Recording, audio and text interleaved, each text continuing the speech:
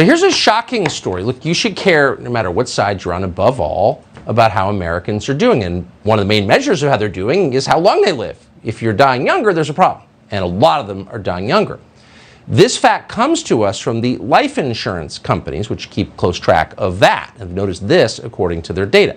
According to Scott Davidson, the CEO of One America Insurance, reported deaths in the age range of 18 to 64, those are the working years, were up 40% in the third quarter of last year compared to pre-pandemic and pre-vaccine totals. Davidson said, quote, "We are seeing right now the highest death rates we have seen in the history of this business, not just at One America. 40% is just unheard of." And again, these are the guys who do this for a living, and they're shocked. So the question, what's causing this? It's clear our leaders don't think COVID is to blame. Here's Stacey Abrams maskless in front of a room full of masked children, and she has at least one very obvious comorbidity. Here's Barack Obama maskless in the face of his masked servants as they build his latest mansion in Hawaii. So if corona's not causing these deaths, and it's not, what is causing these deaths? 40% increase. Charlie Kirk is the co-founder of Turning Point USA. He just wrote a piece on this. That's why we learned about it. He joins us tonight to assess. Charlie Kirk, thanks so much for coming on. What is this? Thank you. We don't know. I mean, the one business that actually tells the truth regarding the death of Americans is life insurance. They have to get this right. They have entire teams of actuaries that study this data all day long. It's not the public health authorities that are warning this. It's a single CEO of a major life insurance company that says, hey, by the way, there's kind of a 40% increase in death. 10%, he said, would be a once in 200-year catastrophe. We have a 40% increase in death, and it's not because of COVID.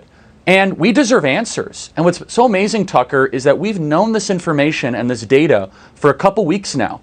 Where are the politicians? Where are the leaders? Where are the people we put in charge to actually care about the well-being of our people? Well, at least we know how many times Joe Rogan used a bad word in a podcast the last 10 years. I guess we're getting our pronouns right for our 6-year-olds, but we have a 40% increase in death amongst the supposed healthiest portion of the American population. This is a catastrophe. We deserve answers, and some would conjecture, hey, does this have something to do with the fact that we might have done a mass inoculation strategy? We know that there was deaths of alienation, suicide, and otherwise, but there's no answers. No one's talking about it.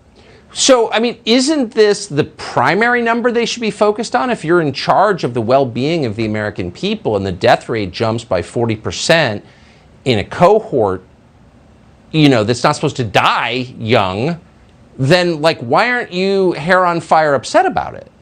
I'm honestly confused.